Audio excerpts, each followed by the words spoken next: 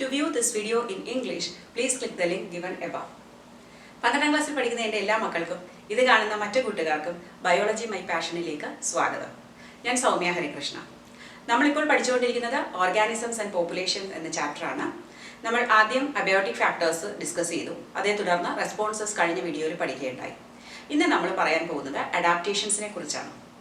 അപ്പോൾ നമ്മൾ റെസ്പോൺസസ് പഠിച്ചപ്പോൾ കണ്ടു ചില ഓർഗാനിസംസ് എന്താണ് ചെയ്യുന്നത്, ഫിസിയോളജിക്കൽ റെസ്പോൺസ് ആണ് കാണിക്കുന്നത്. അതായത് നമ്മുടെ സ്വെറ്റിങ്ങും ഷിവറിങ്ങും ഒക്കെ ഫിസിയോളജിക്കലാണ്. അതേസമയം മറ്റു ചില ഓർഗാനിസംസ് ബിഹേവിയറൽ മോഡിഫിക്കേഷൻസ് ആണ് കാണിക്കുന്നത്. അതായത് മൈഗ്രേഷൻ, ഒരു സ്ഥലത്തു നിന്ന് മൈഗ്രേറ്റ് ചെയ്ത് പോകുന്നത് ബിഹേവിയറൽ ആണ്, അല്ലേ? അപ്പോൾ അഡാപ്റ്റേഷൻ എന്ന് പറയുന്നത് ഈ റെസ്പോൺസസ് തന്നെയാണ്. ഒരു പ്രത്യേക പരിതസ്ഥിതിയിൽ ജീവിച്ചു പോകാനുള്ള റെസ്പോൺസസ് അവരെ അഡാപ്റ്റ് ചെയ്തെടുക്കുകയാണ് ചെയ്യുന്നത്. അപ്പോൾ നമുക്ക് എങ്ങനെ അഡാപ്റ്റേഷനെ നമുക്ക് ഡിഫൈൻ ചെയ്യാം? Adaptation is any attribute that enable an organism to survive and reproduce in a given environment. It can be physiological, morphological or behavioural. എന്താണ് മനസ്സിലായത്?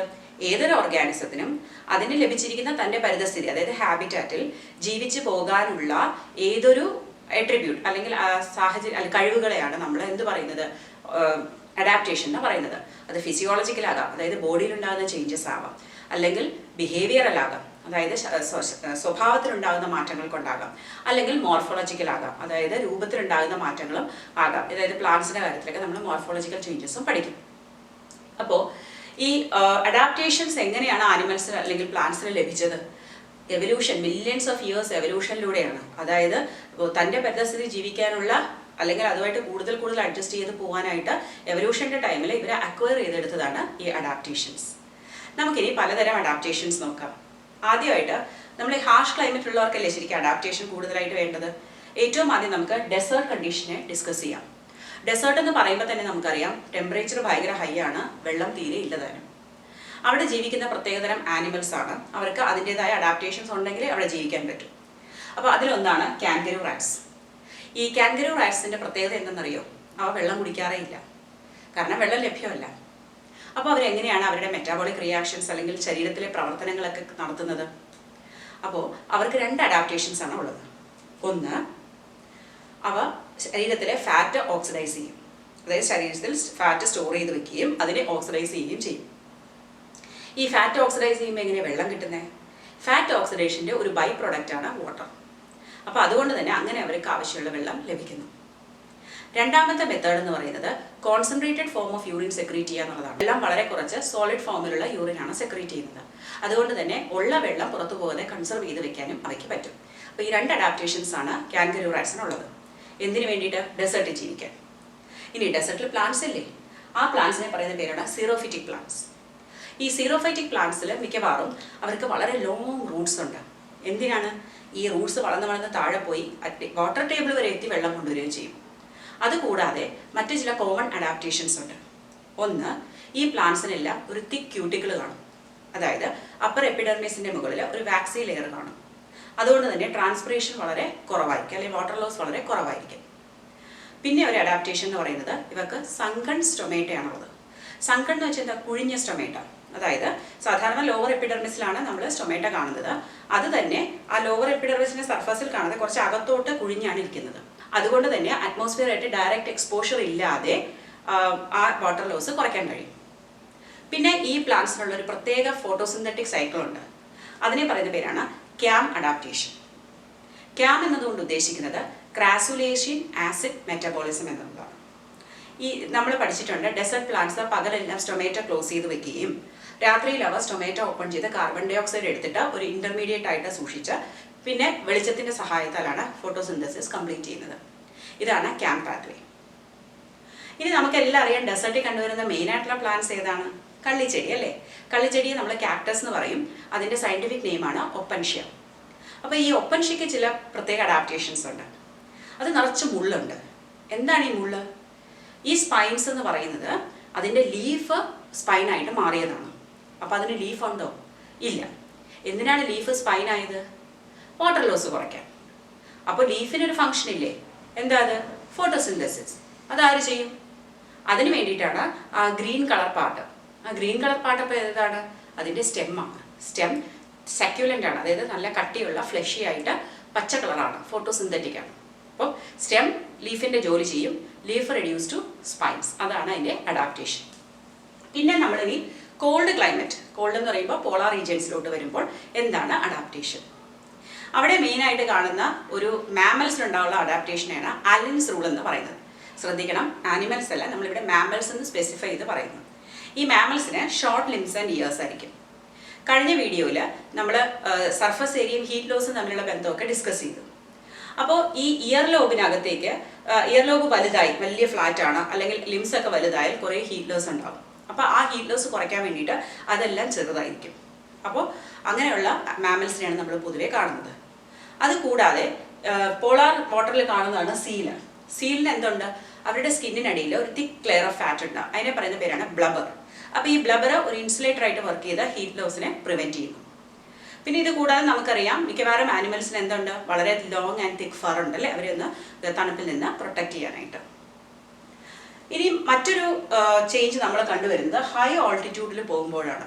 അതായത് സമുദ്രനിരപ്പിൽ നിന്ന് ഹൈ ഓൾട്ടിറ്റ്യൂഡ്, അതായത് 3500 മീറ്ററിന് മുകളിൽ പോകുമ്പോൾ സാധാരണ നമ്മളെപ്പോലെ പ്ലെയിനിലൊക്കെ താമസിക്കുന്നവർ മുകളിലോട്ട് പോയി കഴിഞ്ഞാൽ പെട്ടെന്ന് നമുക്ക് ഒരു കിതപ്പ്, അതായത് ഒരു ഫറ്റീഗ്, ഒരു പാൽപിറ്റേഷൻ, ഹാർട്ട് കിടന്ന് വല്ലാതെ മിടിക്കുക, നമുക്ക് പിന്നെ നോസിയ, ഒരു വൊമിറ്റിംഗ് സെൻസേഷൻ വരിക, ശ്വാസം മുട്ടുക, അങ്ങനെയുള്ള പ്രശ്നങ്ങളൊക്കെ ഉണ്ടാകും. പക്ഷേ അവിടെ ചെന്ന് ഒരു 2-3 ദിവസം നമ്മൾ അവിടെ തന്നെ സ്റ്റേ ചെയ്ത് കഴിയുമ്പോൾ ഗ്രാജുവലി നമുക്ക് ആ ഒരു ബുദ്ധിമുട്ടൊക്കെ മാറിക്കിട്ടും. ഇതിനെ പറയുന്ന പേരാണ് ഓൾട്ടിറ്റ്യൂഡ് സിക്നെസ്. അതെന്തുകൊണ്ടാണ് 2-3 ദിവസം കഴിയുമ്പോൾ ഇത് മാറുന്നത്? കാരണം നമ്മുടെ ശരീരത്തിൽ അതുമായിട്ട് നമ്മുടെ ശരീരം അതുമായിട്ട് അഡ്ജസ്റ്റ് ചെയ്യുന്നു. എങ്ങനെ അഡ്ജസ്റ്റ് ചെയ്യും?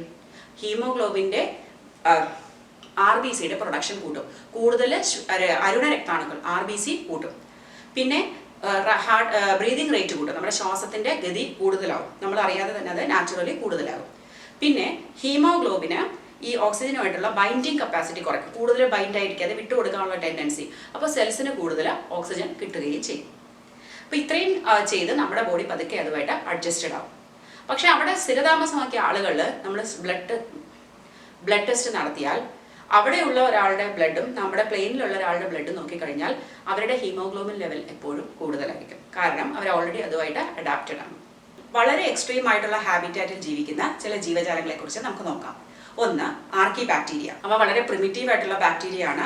അവ വളരെ എക്സ്ട്രീം ആയിട്ടുള്ള കണ്ടീഷൻസ്, അതായത് സലൈനിറ്റി കൂടിയ ഹൈപ്പർ സലൈൻ ലഗൂൺസിലും അല്ലെങ്കിൽ തെർമോ അസിഡോഫൈൽസ് അങ്ങനെയുള്ള അല്ലെങ്കിൽ കോപ്രോഫിലസ് ബാക്ടീരിയ, ഇതൊക്കെയാണ് വളരെ ആർക്കി ബാക്ടീരിയയിൽ വരുന്നത്. നമ്മളിവിടെ ഡിസ്കസ് ചെയ്യുന്നത് തെർമോ അസിഡോഫൈൽസ് ആണ്. അതായത് മോർ ദാൻ 100 ഡിഗ്രി സെൽഷ്യസ് ടെമ്പറേച്ചറുള്ള സ്ഥലങ്ങൾ, ഡീപ്പ് തെർമൽ വെൻസ്, കടലിനകത്തെ ചില തെർമൽ വെൻസ് ഉണ്ട്.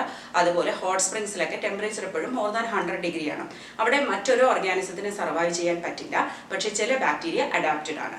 എങ്ങനെയാണ് അവർക്ക് അവിടെ ജീവിക്കാൻ സാധിക്കുന്നത്? അതിൻ്റെ ഒരു അഡാപ്റ്റേഷൻ എന്ന് പറയുന്നത് അവരുടെ special type of cell wall, പെപ്റ്റിഡോഗ്ലൈക്കനൊക്കെ ഉള്ള അവരുടെ സെൽ വോളും പിന്നെ സെൽ മെംബ്രെയിനുമാണ്. സെൽ മെംബ്രെയിനിലും ലിപ്പിഡിൻ്റെ അറേഞ്ച്മെൻ്റ് ഒക്കെ മാറ്റിയിട്ട് അവർക്കൊരു പ്രത്യേക തരം ലിപ്പിഡ്സ് ആണ് ഉള്ളത്.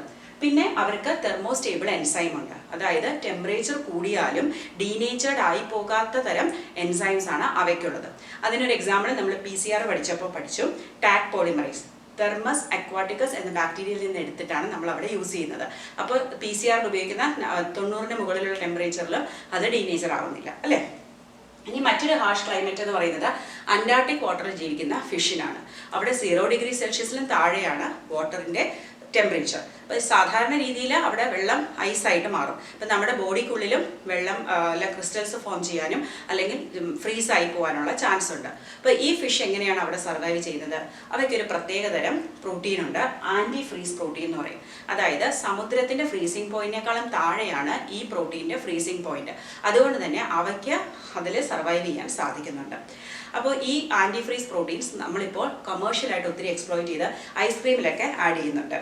പിന്നെ marine invertebrates and fishes. Marine വാട്ടറിൽ നമുക്കറിയാം ഒരു പ്രോബ്ലം സലൈനിറ്റി ആണ്. ഓസ്മോ റെഗുലേഷൻ്റെ പ്രശ്നങ്ങൾ ഉണ്ടാവാം. അതല്ലാതെ പ്രഷർ പല ഡെപ്തിലോട്ട് പോകുന്നതും പ്രഷർ കൂടി വരും. അപ്പോൾ സാധാരണയായിട്ട് ഫിഷസിന് നമുക്കറിയാം അവരുടെ ബോഡി ഷേപ്പ് പല ലെയറിൽ വെച്ചിട്ട് വ്യത്യാസം വന്നുകൊണ്ടിരിക്കും. അതനുസരിച്ച് അവയ്ക്ക് അഡാപ്റ്റേഷൻ ഉണ്ട്. അതേപോലെ തന്നെയാണ് അവയ്ക്ക് ഈ പ്രഷർ വിത്ത്സ്റ്റാൻഡ് ചെയ്യാനായിട്ട്. അപ്പം സാധാരണ സ്വിം ബ്ലാഡർ ഉണ്ട് അവർക്ക് ബോയൻസി നൽകാനായിട്ട്. പക്ഷെ ഒത്തിരി ഡെപ്തിൽ ഏറ്റവും താഴെയുള്ള ഫിഷിന് ഈ സ്വിം ബ്ലാഡർ ഇല്ല. പകരം അവർക്ക് ഡെൻസ് ബോൺസ് ആണ് അവരെ അവിടെ ജീവിക്കാനായിട്ട് സഹായിക്കുന്നത്. പിന്നെ അവർക്ക് സ്പെഷ്യൽ പ്രോട്ടീൻസും സ്പെഷ്യൽ പ്ലാസ്മ മെമ്പറൈനും ഉണ്ട് ഈ പ്രഷറൊക്കെ വിത്ത്സ്റ്റാൻഡ് ചെയ്യാനായിട്ട്. ഇനി നമ്മൾ ലാസ്റ്റ് പറയുന്നത് ബിഹേവിയറൽ റെസ്പോൺസ്. അതിന് എക്സാമ്പിൾ ഒരു ഡെസേർട്ട് ലിസേർഡാണ്, പല്ലികൾ. അതായത് വളരെ ചൂടുള്ള സമയത്ത് സമ്മറിൽ അവരെന്ത് ചെയ്യും, ഷെയ്ഡിലോട്ട് അന്വേഷിച്ച് വരും. അപ്പോൾ കെട്ടിടങ്ങളുടെ അകത്തും അല്ലെങ്കിൽ ഷെയ്ഡുള്ള സ്ഥലത്തൊക്കെ കയറിയിരിക്കും. അതേസമയം തണുത്ത വിൻ്ററിലാണെങ്കിൽ അവരെന്ത് ചെയ്യും, പുറത്ത് സണ്ണിൽ പോയിട്ട് അവിടെ കിടന്ന് ഉരുളും, ബാസ്ക് ഇൻ ദ സൺ. അങ്ങനെ അവർ ബോഡിക്ക് ആവശ്യമുള്ള ഹീറ്റ് അബ്സോർബ് ചെയ്തിട്ടാണ് ജീവിക്കുന്നത്. അപ്പോൾ ഇതൊക്കെയാണ് ഡിഫറെൻറ്റ് ഓർഗാനിസത്തിനുള്ള അഡാപ്റ്റേഷൻസ്. നിങ്ങൾക്ക് ഈ അഡാപ്റ്റേഷൻസ് മനസ്സിലായെന്ന് കരുതുന്നു. ഇത് ഓരോന്നും സ്പെസിഫിക് ആയിട്ട് പഠിക്കണം. നിങ്ങൾക്ക് എൻ്റെ വീഡിയോ ഇഷ്ടപ്പെടുന്നുണ്ടെങ്കിൽ please like, share and subscribe to my channel biology my passion.